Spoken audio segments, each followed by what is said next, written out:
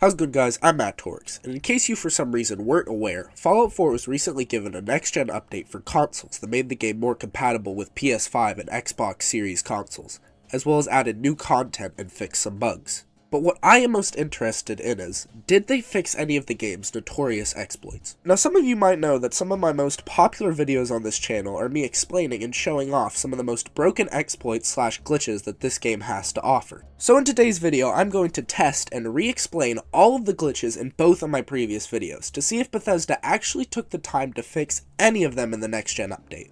Now, if you want to see any more coverage of the Fallout 4 update, whether it be new content, mods that still work, or playthroughs, make sure to leave a like in the comments down below, since only less than 1% of people who watch my videos actually subscribe. And without any further ado, let's get into the video.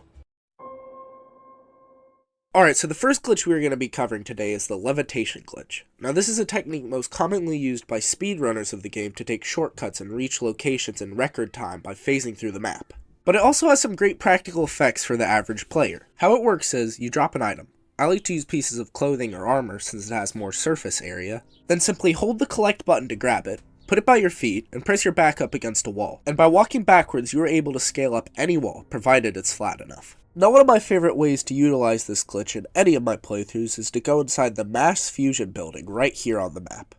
Scale up one of the walls after taking the elevator, and navigate to this small room here. In a safe, you can find the special free fall leg pieces, which completely negate any fall damage no matter the height, ensuring that you never accidentally fall to death during your travels. Moving on to number 2, and the most popular of my glitches, the cursed weapon glitch. Now most people who know this glitch know it for the MIRV pistol or MIRV minigun, but it can also be used to transfer any sort of attachment to any weapon with mixed results. Whether it be a sledgehammer head on a ripper, or the Krem's tooth on a power fist for the bonus poison damage. How you pull it off is by grabbing two different weapons, the weapon that has the attachment and the one that you want to put it on. Make sure to take the attachment off the weapon, name the weapon it belongs to 0, and the weapon you want to place it on 1. Then using some menu manipulation, press scrap and modify at the same time. If done correctly, both menus should pop up on top of each other, then press scrap weapon, and the weapon at the top of the screen should change to your second weapon. When you select to modify, you should get the option to change your weapon parts, but with the modifications from your previous weapon. By choosing your desired attachment and placing it on the weapon, you will end up with your cursed contraption, including my personal favorite, the MIRV pipe pistol, that allows you to wreak ultimate destruction for as cheap as possible. But next up on this list, and one that not as many people know, by taking a suit of power armor, you can actually phase through most walls in the game with relative ease. Just grab your suit, press up against the wall that you want to go through, switch to third person, and swing the camera to the left as you're exiting the armor. Then just spam the button to re-enter the armor. If all works well, you should see your character phasing through the armor before the camera changes and you end up on the other side of it. Now like the first glitch, this one has a pretty useful application that I covered in one of my past videos, but in order to do it, we're going to need to head over to the Nuka World DLC. Now by heading to the starport Nuka right here in Nuka World, you can find a legendary set of XO1 power armor, the Nuka Quantum Armor. Normally to get this, you have to search the entire park for a bunch of small power boards and plug them into a terminal. But if you instead just want to skip all that entirely, all you have to do is take an empty power armor frame to this glass here. Then do the same thing as before by tilting the camera and exiting then re-entering. If all goes well, you'll be inside the display and able to pick up that quantum armor. To get out, just either fast travel or do the glitch again to exit the display. For the next one, which I hadn't actually covered previously, we get to stay within Nuka World, which to enter for the first time requires you to complete the Gauntlet, a series of tedious tests that ends in one big fight with the overboss of the park. But if you want to access the park a bit sooner, there's actually a way to bypass the Gauntlet entirely, and it's super easy to do. By using this door right here at the very beginning, which is locked by a chain on the other side.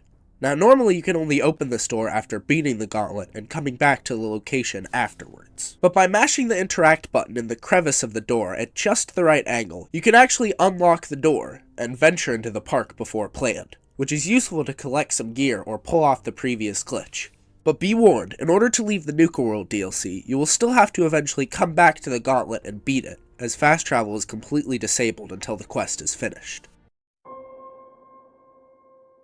Moving on to number 4 on this list, and one of the easiest to pull off, is the resource duplication glitch. What you're going to want to do is go to any workshop that you have control of, and pick a resource that you want to duplicate. Drop it on the ground, and locate your store and scrap buttons. Then try to press the scrap button slightly before the store button, and make sure to hold down the store button.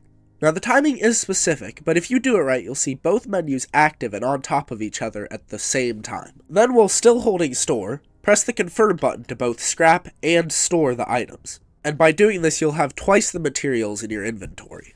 And as a bonus, by doing this exploit with any sort of high-level trading stand, you can actually get infinite caps. Since stands take 1500 to create and give back 750 caps each time you scrap them. And every time you do this glitch, you'll still have the stand in your workshop storage, as well as an additional 750 caps in the workshop.